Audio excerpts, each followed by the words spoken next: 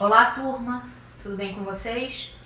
Na aula de hoje, nós vamos aprender a estrutura do verbo. Algumas particularidades que são muito importantes para a gente entender quais são os elementos de um verbo. Então, vamos iniciar. Eu tenho o meu verbo estudar e os elementos que constituem o meu verbo são os seguintes. Estude, que é o meu radical, e o que é um radical? É necessariamente a base, a estrutura em que eu vou conjugar o restante do meu verbo. Essa estrutura nunca vai mudar na hora da conjugação do meu verbo, sempre vai continuar essa mesma estrutura. Eu tenho a vogal temática, que indica em que conjugação o verbo está.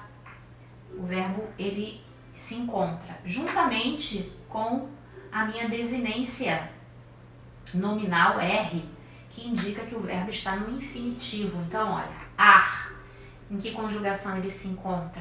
Na primeira conjugação. Isso organiza os verbos. Então, eu tenho a primeira conjugação, a segunda conjugação, com finalização ou desinência do verbo no infinitivo, eu tenho o meu radical, wend, e a vogal temática, que indica o tema do verbo. Tudo isso na segunda conjugação.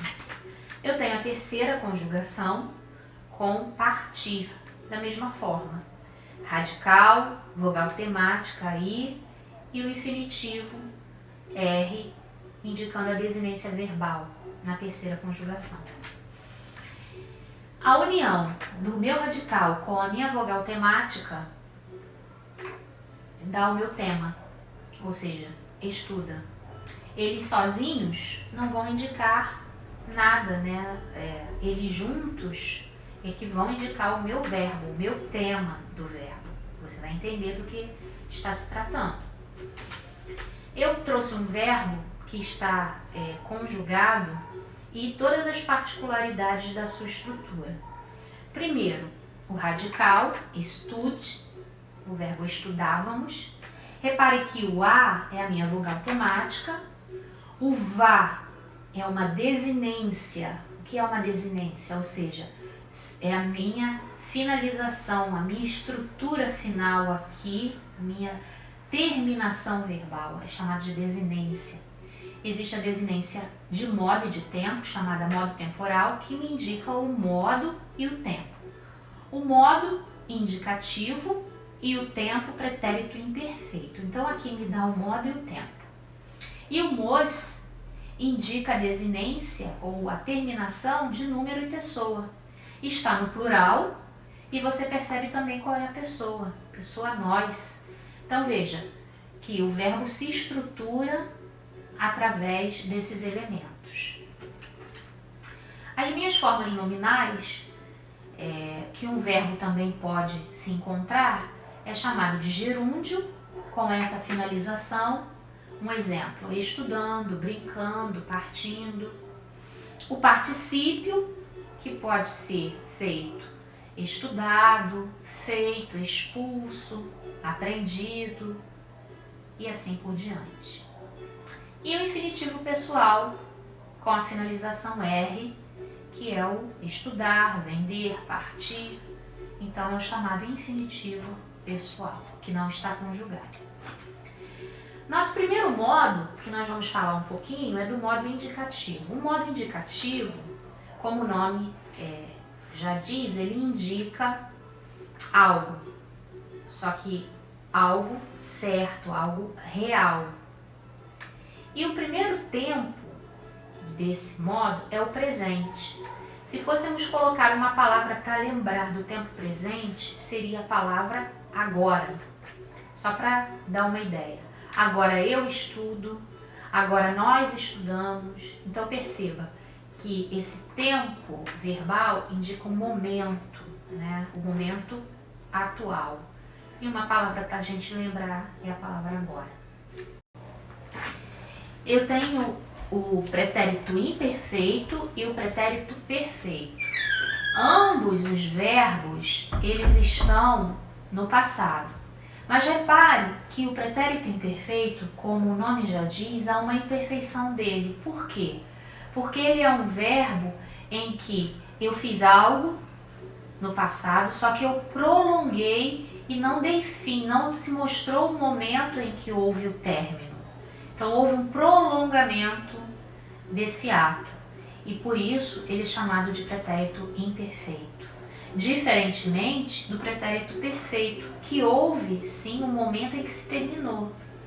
Eu poderia usar uma palavra para poder identificar esse pretérito imperfeito como sempre, algo que se prolongou no passado e que eu não indiquei a finalização. E o pretérito perfeito com a palavra ontem, que foi algo que realmente houve um término, foi encerrado. Nós temos o tempo pretérito mais que perfeito.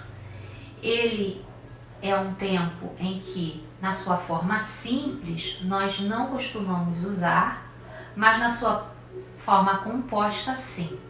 E nas próximas aulas, a gente vai falar sobre esse tipo de tempo, né, que pode ser e é usado por nós, mas da forma composta.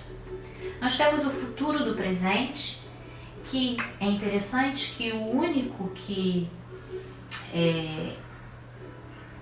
verbo que tem um ditongo, ão aqui, e nós poderíamos lembrar esse verbo dessa forma. É um futuro que é certo, que é real, que vai acontecer. E o futuro do pretérito é um tempo em que há dois extremos, futuro e pretérito, ao mesmo tempo. E como é isso? Como será futuro do pretérito, futuro do passado? É muito simples. Por exemplo, a oração. Nós faríamos a prova, porém, ou seja, faríamos algo que seria certo fazer, mas que em um dado momento aconteceu algo que não se efetivou, não foi feito. Então, por isso, futuro do pretérito. Algo que seria certo acontecer, mas que não houve a finalização. Muito bem. Próximo modo, modo subjuntivo. O modo subjuntivo, ele dá a ideia de hipótese e de dúvida. Por isso o nome subjuntivo. Também é subjuntivo porque ele é subordinado a uma outra parte. E falando disso, é por isso que vocês observam aqui que parece que ele está incompleto. Perceba que eu estude, quem fala assim, que eu estude, que tu estudes, não. É porque está fora de um contexto, ele não está contextualizado. Se eu colocasse, por exemplo, uma oração aqui, espero que eu estude, nós observamos aí um sentido completo, está contextualizado. Espero que eu estude. E aí nós observamos a conjunção que, unindo as duas orações, espero, a primeira oração, com um verbo, e a segunda oração com estude. E a conjunção que vai ligar as duas orações. Por isso que quando vocês olham aqui o modo subjuntivo, parece ser estranho. É porque ele não está contextualizado. Está sem uma parte, né? Falta outra parte para poder entender isso. Ok? O modo imperativo. O modo imperativo, como o nome já diz, né? Indica ordem, indica pedido, indica súplica. Então, nós temos duas formas desse verbo, a forma afirmativa e a negativa. Então, se ele indica a ordem, ele coloca sempre as minhas pessoas depois dele, que a ordem vem inicialmente. E a primeira pessoa não existe, porque eu não dou uma ordem a mim mesmo, ok? Então, por isso que não tem a primeira pessoa. E tem as suas formas afirmativas e as suas formas negativas. não está também contextualizado, como vocês podem observar. Nós temos um exercício que nós vamos fazer, é um exercício da apostila. Então nós temos a frase: um país projetado sob o trabalho escravo não se reinventa de um dia para o outro. Nós vamos fazer a alteração necessária nessa frase. Primeiramente nós vamos ver o verbo e colocar ele no tempo pedido. Futuro do presente do indicativo, como ficaria? Se você falou, né? Reinventará, se reinventará, está correto. Um país projetado sobre o trabalho escravo não se reinventará de um dia para o outro. Pretérito perfeito, que é o passado completo, ficaria: um país projetado sobre o trabalho escravo não se reinventou de um dia para o outro. Ficou dessa forma. Próximo, pretérito imperfeito, ou seja, aquele pretérito que há um prolongamento e não há uma finalização, um término. Um país projetado sob o trabalho escravo não se reinventava de um dia para o outro. O imperativo afirmativo, ou seja, uma ordem.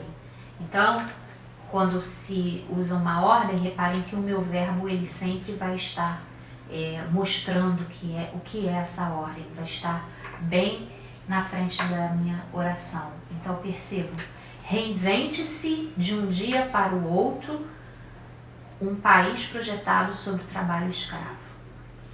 O futuro do pretérito: um país projetado sob o trabalho escravo não se reinventaria de um dia para o outro. E o particípio: um país projetado sob o trabalho escravo não foi reinventado de um dia para o outro. Nós finalizamos aqui a nossa aula de hoje. Reparem que eu deixei alguns links para vocês poderem se guiar com mais pesquisa sobre esses assuntos e outros aqui também. Tudo sobre verbo, sua estrutura. Então vocês vão poder aprender bastante com esses links aqui. Tenham todos um ótimo dia e até a nossa próxima videoaula.